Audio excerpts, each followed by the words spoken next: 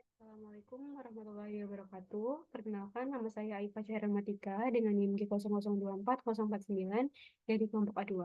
Pada kesempatan kali ini, saya akan memaparkan mengenai laporan praktikum anatomi saya untuk nomor yang pertama, yaitu mengenai traktus respiratorius yang bagian superior. Untuk traktus respiratorius yang superior ini memiliki beberapa organ yang terdapat di dalamnya, mulai dari hidung atau nasus, faring, dan juga laring. Untuk yang pertama, mungkin saya akan bahas mengenai nasus atau hidung terlebih dahulu. Untuk nasus atau hidung itu terdiri dari beberapa struktur yang menyokongnya, ada tulang dan juga kartilago. Untuk tulang itu ada 3 tulang utama, ada os frontal, os nasal, dan juga os maksila. Nah, untuk kartilagonya itu bisa dilihat di layar, ada kartilago alaris minor, kartilago alaris mayor, kartilago septinasi, dan juga kartilagi nasi lateralis, serta kartilago lain seperti yang sudah tertera di PPT. Kemudian untuk hidung sendiri itu terdiri dari beberapa struktur atau bagian, dimulai dari kapum nasi terlebih dahulu. Nah, di kapum nasi ini juga terdapat beberapa struktur penting, ada apertura dan regiones. Untuk apertura itu ada 2. Apertura itu sendiri merupakan rongga masuk atau rongga keluar. Nah, untuk hidung itu ada 2, ada apertura yang di bagian anterior dan ada apertura bagian posterior. Untuk yang apertura bagian anterior itu namanya adalah nares, sedangkan yang di posterior itu adalah namanya koana. Kemudian selain di apertura, itu juga ada regionya. Jadi di hidung itu ada 3 regio. Ada vestibulum nasi, itu di bagian luar dan juga paling depan. Kemudian mundur ke belakang dan ke atas, itu ada regio respiratoria, dan di bagian atasnya lagi ada regio olfaktoria. Kemudian ada juga septum nasi. Untuk septum nasi sendiri itu ada beberapa tulang yang menyusunnya, tulang dan kartilago. Dimulai dari ada os frontal, itu penyusunnya juga ada sinus frontalis. Kemudian dari os maxilla itu ada crista nasalis. Dan juga ada struktur lain seperti kartilago septinasi, sulcus vulgaris, dan lain sebagainya. Seperti yang sudah tertera di PPT. Kemudian selanjutnya dinding lateral. Jadi untuk dinding lateral hidung itu terdiri dari konka. Konka itu merupakan tulang yang melengkung. Nah, konka di hidung itu ada 3. Ada konka superior, media, dan inferior. Konka ini nantinya akan membagi saluran pernapasan menjadi 4, yaitu recessus sphenoethmoidalis, meatus nasi superior, meatus nasi media, dan meatus nasi inferior. Nah, saluran pernafasan ini, 4 saluran pernafasan ini nantinya akan menjadi muara dari sinus dan juga ductus yang ada di hidung. Mungkin kita mulai dari recessus sphenoethmoidalis terlebih dahulu. Nah, recessus ini nantinya akan menjadi muara dari sinus sphenoidalis. Kemudian untuk yang meatus nasi superior, itu nanti akan menjadi muara dari selula ethmoidal yang bagian posterior. Kemudian untuk yang meatus nasi media, itu ada beberapa bangunan penting yang ada di dalamnya.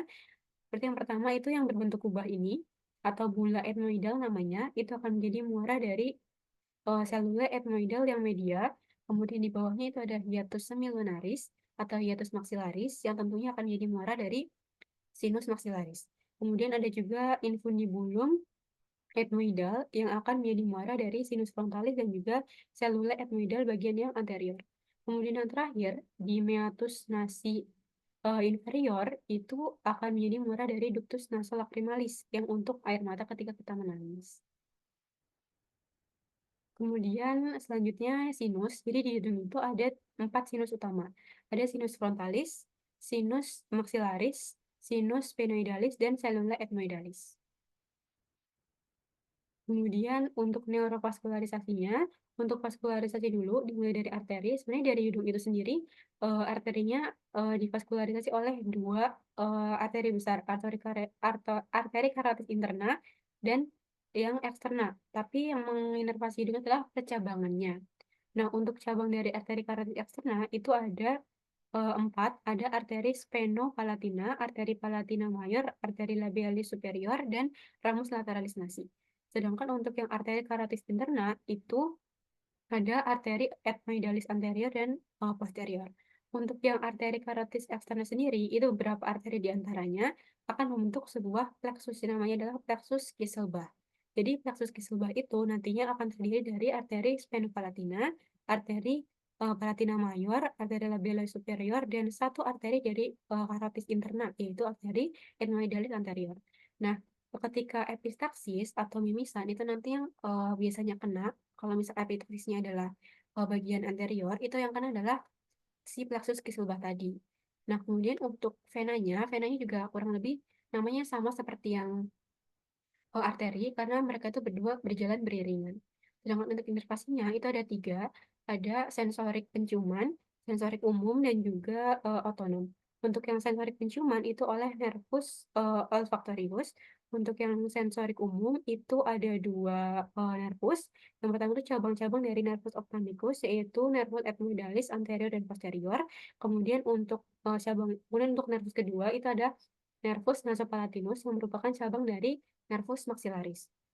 Kemudian untuk yang otonom itu oleh dua nervus, ada nervus facialis dan ada nervus maxillaris. Kemudian lanjut ke laring, maaf ke faring terlebih dahulu. Sesuai dengan urutannya, untuk faring itu sebenarnya terbagi menjadi segmen atau bagian-bagian sesuai dengan ketinggiannya dan tempatnya. Yang pertama itu nasofaring. Nasofaring itu menghubungkan bagian hidung dengan faring, seperti namanya, nasus dan faring. Nah, untuk nasofaring ini terletak di vertebrae cervicalis 1 sampai 2. Kemudian lanjut ke orofaring. Orofaring itu menghubungkan bagian oris dan juga faring yang terletak di skeletopis vertebrae cervicalis 2 sampai 3, dan yang terakhir itu yang menghubungkan faring dengan laring, namanya laringofaring. Terletak di vertebrae cervicalis 3 sampai 5. Nah, mungkin bisa dilihat dari gambar ini ya, dimulai dari nasofaring terlebih dahulu. Ini ada bangunan yang sangat terlihat, yaitu ada opte atau ostium pharyngeal tuba auditiva eustochii. Itu merupakan ostium yang menghubungkan antara hidung dengan telinga. Nah, di opte ini juga ada peninggian-peninggiannya. Di bagian posterior superior itu ada peninggian yang namanya adalah torus tubarius, sedangkan di bagian inferiornya itu ada peninggian namanya torus levatorius. Kemudian lanjut ke bagian orofaring, itu juga ada struktur yang sangat terlihat, ada vallecula epiglottica, itu untuk tempat benda tumbul ketika tertelan, dan juga di sini ada tonsilla palatina. Kemudian lanjut ke laringofaring, di sini juga ada struktur pentingnya. Kalau tadi di orofaring ada tempat benda tumpul ketika tertelan, maka di laringofaring itu ada tempat ketika benda tajam tertelan, namanya fossa piriformis. Kemudian karena laringofaring ini juga menghubungkan faring dengan laring, maka di laringofaring ini ada aditus atau ya aditus laringis atau pintu masuk menuju laring. Kemudian untuk vaskularisasinya, itu ada arteri dan vena. Untuk arterinya itu berasal dari arteri karotid eksterna. Cabang-cabangnya yaitu arteri maxillaris, arteri facialis, arteri lingualis, dan arteri faringea ascendens. Kemudian di bagian bawah itu berasal dari truncus thyrocervicalis arteri subclavia, yaitu arteri tiroidea inferior. Kemudian untuk bagian tonsila palatinanya itu oleh ramus tonsillaris arteri facialis. Kemudian untuk venanya itu dari plexus vena pharyngealis menuju ke plexus pterygoideus dan akhirnya ke vena jugularis interna dan vena facialis. Kemudian selanjutnya mungkin inervasi. Untuk inervasinya itu ada dua, ada sensorik dan motorik. Untuk yang sensorik itu oleh plexus pharyngeus dari nervus glossopharyngeus, dan untuk motoriknya itu oleh plexus pharyngeus tapi dari nervus vagus. Kemudian lanjut ke organ selanjutnya yaitu laring. Untuk laring itu ada skeleton atau penyusunnya, yang mana di sini skeletonnya adalah cartilago. Bisa dilihat di gambar, ada cartilago tiroid, cartilago cricoidea, cartilago epiglottica, cartilago arytenoid, dan cartilago corniculata serta cartilago cuneiform. Kemudian untuk kavitas laringis itu ada beberapa struktur juga. Di sini bisa dilihat ada plica vestibularis. Plica vestibularis itu nama lainnya adalah pita suara palsu, yang mana plica ini itu disusun oleh ligamentum vestibuli atau ligamentum vestibularis. Untuk plica vestibularis ini ada kanan dan kiri. Nah, celah atau ya jarak antara dua plica vestibularis kanan dan kiri ini dipisahkan oleh rima, namanya rima vestibuli. Kemudian tadi ada pita suara palsu, ada juga pita suara yang asli. Pita suara yang asli itu disebut dengan plica vokalis. Plika vokalis juga ada kanan dan kiri, tersusun dari ligamentum vokal dan juga musculus vocalis. Nah, jarak atau celah antara plika vokalis ini disebut dengan rima glottidis. Kemudian untuk muskuli laring, sebenarnya muskuli laring itu ada banyak, tergantung pada fungsinya. Jadi pertama itu mungkin dari depresor dan levatornya dulu. Untuk muskulus yang depresor laring itu ada dua, ada sternohyoideus dan omohyoideus. Sedangkan untuk yang levator laring itu ada beberapa, namun yang mungkin saya sebutkan ada tiga, ada musculus thyroidea, musculus stylohyoidea, dan musculus digastrika. Kemudian untuk fungsi-fungsi lain itu juga ada untuk membuka rima glotis atau celah antara plika vokalis tadi itu oleh musculus cricoarytenoidea posterior. Kemudian untuk menutupnya itu oleh musculus cricoarytenoidea yang lateralis. Kemudian juga ada untuk membuka pintu laring atau adis laringus oleh musculus thyroepiglottica, dan untuk menutupnya itu oleh musculus arytenoidea yang obliquus. Kemudian untuk jaringan lunaknya itu terdiri dari ligamentum dan juga membrana. Ligamentum dan juga membrana ini itu ada dua, ekstrinsik dan juga intrinsik. Kalau yang ekstrinsik itu terdiri dari membrana tiroidea, ligamentum hyoepigloticum, dan ligamentum cricotracheal. Untuk yang intrinsik juga ada tiga, ada membrana quadriangularis, membrana cricotiroidea, dan conus elasticus, serta conus elasticus itu sendiri. Kemudian itu ada fungsi fonasi dan respirasi laring. Jadi ketika fonasi dan respirasi itu nanti em, rima glotis yang terbentuk itu bentuknya akan berbeda.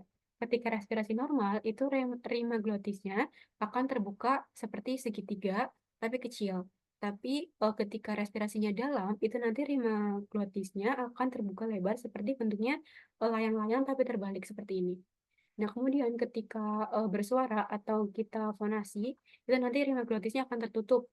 Sedangkan ketika kita berbisik, itu nanti rima glotisnya akan terbuka tapi di bagian bawah. Kemudian selanjutnya untuk neurovaskularisasinya, dari arteri terlebih dahulu, itu ada arteri laringeal superior, cabang dari arteri tiroidea superior. Kemudian ada arteri laringeal inferior, cabang dari arteri tiroidea inferior. Dan arteri cricotiroidea, cabang dari arteri tiroidea superior. Kemudian untuk venanya ada dua, vena laringeal superior menuju ke vena tiroidea superior, dan vena jugularis interna. Kemudian untuk satunya itu ada vena laringeal inferior menuju ke vena tiroidea inferior, dan akhirnya menuju ke vena brachiocephalica yang sinistra. Kemudian untuk inervasinya itu ada sensorik dan juga motorik. Untuk yang motorik itu semua muskulus bagian dari laring itu akan mendapat inervasi dari nervus vagus kecuali di muskulus cricotiroideus yang akan mendapat inervasi dari ramus externus nervus laryngeus superius. Sedangkan untuk yang sensorik itu dibagi menjadi dua berdasarkan tempatnya. Untuk pembatasnya itu adalah plika vokalis. Kalau di atas plika vokalis itu diinervasi oleh nervus laryngeus superius, sedangkan di bawah plika vokalis itu diinervasi oleh nervus laryngeus recurrens. Mungkin itu saja yang bisa saya sampaikan. Mohon maaf apabila ada kesalahan kata atau materi yang saya sampaikan. Kurang lebihnya, terima kasih. Wassalamualaikum warahmatullahi wabarakatuh.